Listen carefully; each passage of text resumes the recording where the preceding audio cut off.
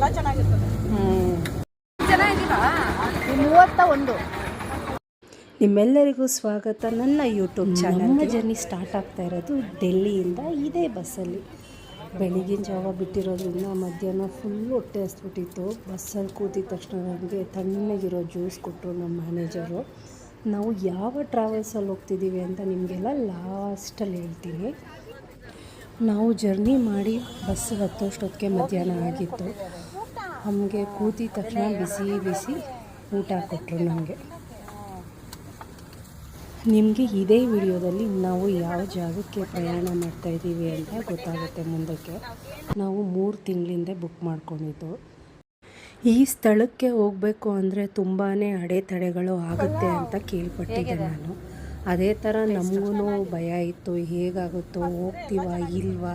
ಮಧ್ಯದಲ್ಲಿ ನನಗೂ ತುಂಬಾ ಅನ್ನಿಸ್ತಿತ್ತು, ಹೋಗ್ಬೇಕಾ ಬೇಡವಾ, ಕ್ಯಾನ್ಸಲ್ ಮಾಡಲಾ ಅಂತ. ಬುಕ್ ಆದಮೇಲೂ ಕೂಡ ಈ ಜಾಗಕ್ಕೆ ಹೋಗಬೇಕು ಅಂದರೆ ತುಂಬಾ ಅಡೆತಡೆಗಳು ಉಂಟಾಗುತ್ತಂತೆ. ಆ ಅನುಭವಗಳು ನಮಗೂ ಕೂಡ ಆಗಿದೆ.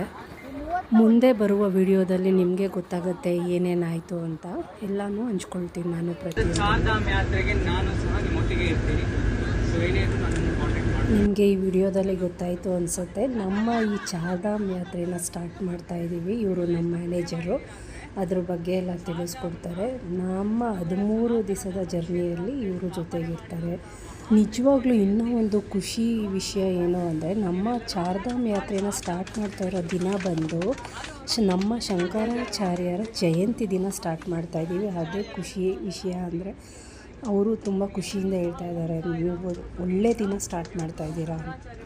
ನಾವು ಈ ಯಾತ್ರೆನ ಶುರು ಮಾಡ್ತಾ ಇರೋದು ಮುಂದೆ ಬರೋ ವಿಡಿಯೋದಲ್ಲಿ ಹೇಳ್ತಾ ಹೋಗ್ತೀನಿ. ಯಾರಿಗಾದ್ರೂ ಈ ಯಾತ್ರೆಗೆ ಹೋಗೋ ಅಂಥದ್ದು ಕನಸಿದ್ರೆ ಅವ್ರಿಗೊಂಚೂರು ಹೆಲ್ಪ್ ಆಗ್ಬೋದು ಅನ್ನೋ ಕಾರಣಕ್ಕೆ ನಾನು ವೀಡಿಯೋಸ್ನ ಮಾಡ್ತಾ ಇರೋದು. ನಮ್ಮ ಈ ಯಾತ್ರೆಯ ಪ್ರತಿಯೊಂದು ವೀಡಿಯೋಸ್ನ ನನ್ನ ಯೂಟ್ಯೂಬ್ ಚಾನಲಲ್ಲಿ ಹಾಕ್ತೀನಿ. ತಿಳ್ಕೊಬೇಕು ಅನ್ನೋ ಇಂಟ್ರೆಸ್ಟ್ ಇದ್ದರೆ ಯೂಟ್ಯೂಬ್ ಚಾನಲಲ್ಲಿ ಸಿಗುತ್ತೆ, ನೋಡ್ಬೋದು. ವಿಡಿಯೋ ನೋಡಿದ್ದೆಲ್ಲರಿಗೂ ತುಂಬ ಹೃದಯದ ಧನ್ಯವಾದಗಳು.